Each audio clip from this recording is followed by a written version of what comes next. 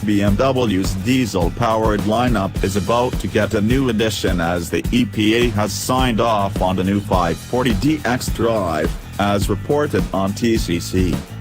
Designed to appeal to diesel fans, the model is expected to mirror the 530d which is offered in other markets.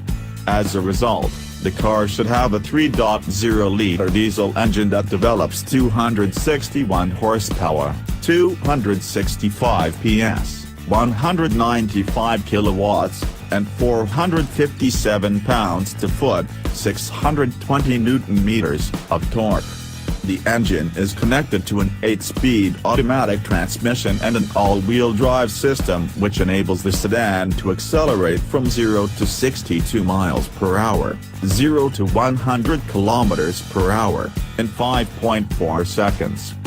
The EPA listing for the 2018 540d xDrive reveals the model will be rated at 26 miles per gallon city, 36 miles per gallon highway, and 30 miles per gallon combined.